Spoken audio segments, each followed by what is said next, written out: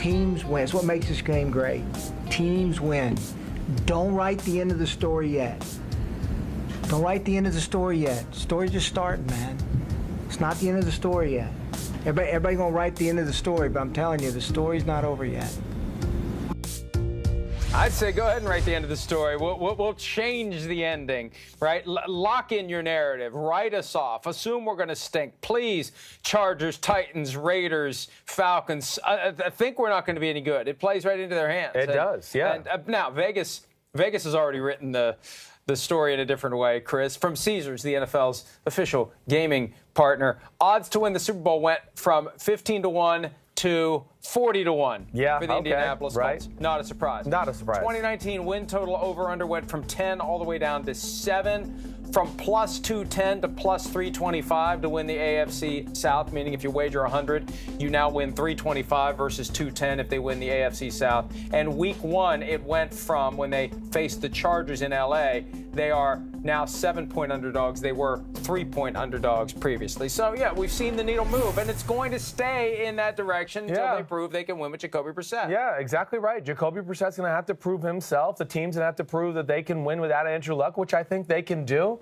I mean, I'm not going to sit here and go, oh, gosh, there's no way they can win at the Los Angeles Chargers in week 1. Baloney. They certainly can. I mean, like we talked about a little earlier, this team has still got a ton of talent. Plus, the people in that room who have experience with these type of situations. Not only has Frank Reich been in this situation personally himself when he was a backup quarterback, okay? You mentioned the Carson Wentz situation and Nick Foles. So he can put himself in the shoes to go, ooh, if I was a new quarterback in this situation, what would I want done to help me get going in an offense a little bit, make me feel good? And then added to that, yes, he also knows just from a play call, play designer standpoint, what it takes a little because of what he did with Nick Foles. So I think there's a lot of positives here about the formula they have. And they don't need Jacoby Brissett to go out and throw for 350 yards every game. They can do it a lot of different ways. Apart from teams that are on their schedule early that will be playing them and now thinking they have an easier win, big picture, the teams in the AFC that benefit the most from Luck being gone. And I think we have to start with the other teams in the AFC South. Definitely. They have to be popping the champagne over this one. Right, I think so. And, you know, again, the AFC South, Houston's a little, I mean, just from preseason football, and I know it's preseason football, but it hasn't looked stellar coming out of there, okay? The Tennessee Titans haven't looked stellar either when you look at what they've done in the preseason. You know, so, you know, yes, the AFC South certainly going to feel like, ooh, that's one less obstacle out of our way. But I also think of, like, the Cleveland Browns. Now you go, ooh, maybe 3 teams in the AFC North can make it. The Ravens, the Steelers, the Baltimore, you know, and the Cleveland Browns. You look out to the West, you know, and it makes it maybe a more clear path for the Chargers and the Chiefs. I mean, there's just a little less competition. Does it open the door for the 2 teams we're in love with that we say could be a pain in the butt for everybody? The Bills and the Jets. They're looking at it going, oh, okay, I like this, you know. So we firmly believe one of those 2 teams will be in the mix. Very for a much in the mix. Berth, and now this may put them over the edge, right? Yeah. So, I mean, it really is fascinating what's done to the AFC and landscape. The Patriots have less to worry about if they encounter the Indianapolis Colts at some point. Remember, the rivalry's back on. That was the mic drop moment from Chris Ballard after Josh McDaniels bailed on the Colts. But, yeah, look, I think that the smart reaction will be the Bill Belichick reaction. It doesn't matter. Yes. It just doesn't matter.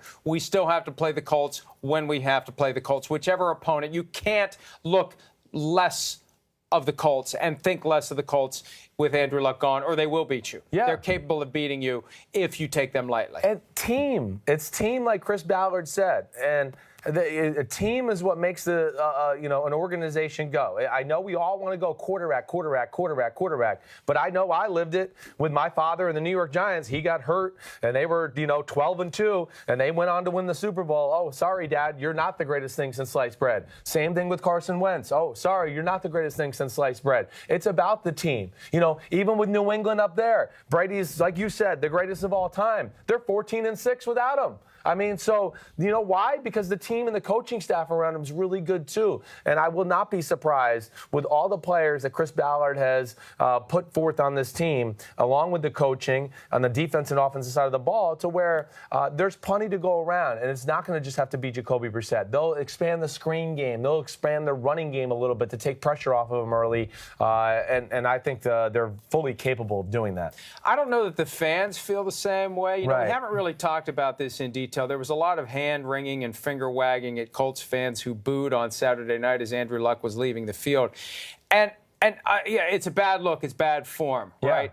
But when you're in the perspective of a Colts fan who's at a game that means nothing. That's right. None of the starters are playing. Right. And you're there because, you know, in large part, you have to buy the full-price preseason tickets in order to get the full-price regular season tickets, and you're getting ready for a season of promise where they're leading you believe he's going to be good to go. You got Jim Irsay saying this is the best team since the days of Peyton Manning, and then you look down at your phone and you see that Andrew Luck's retiring.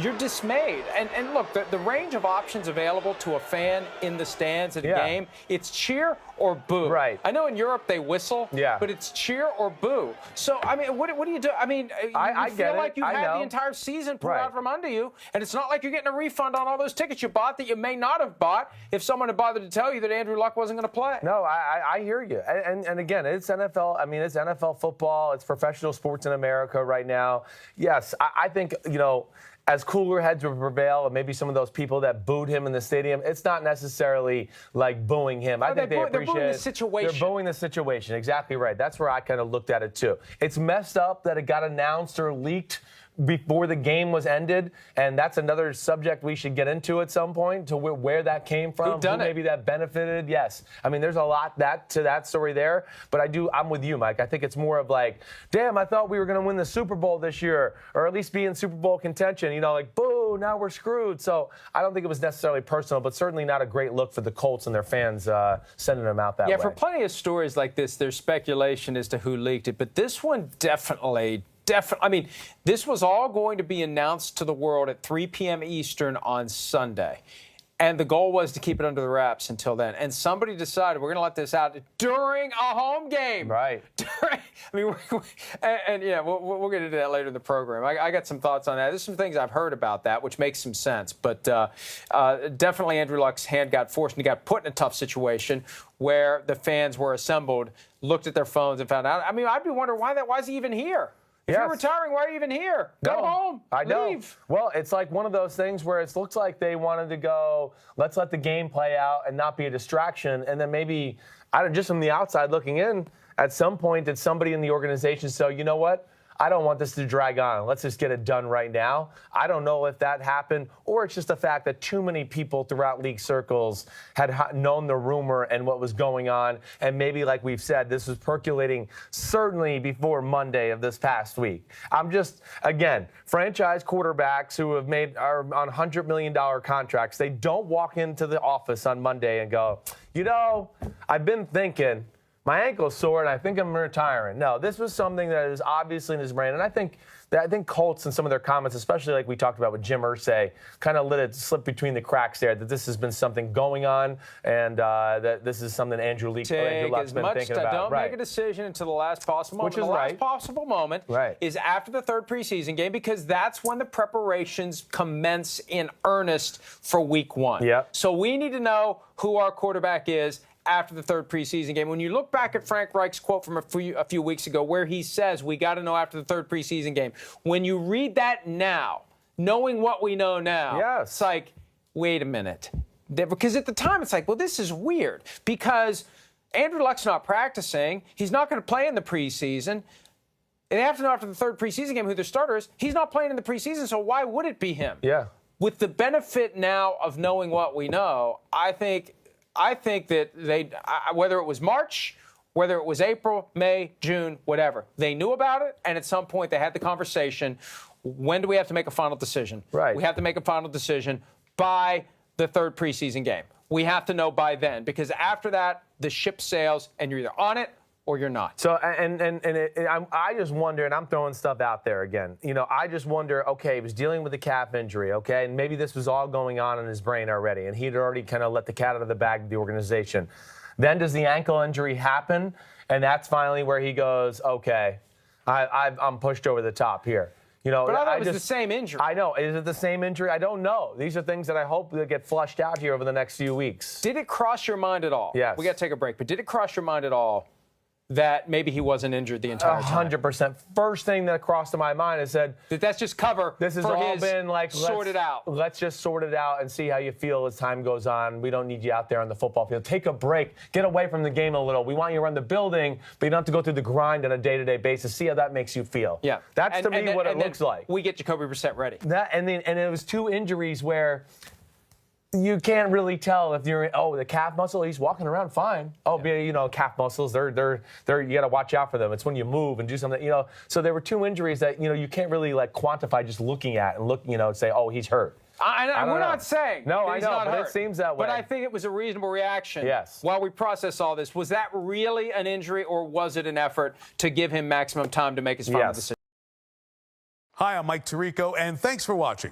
Make sure to hit subscribe for the latest news and highlights from NBC Sports.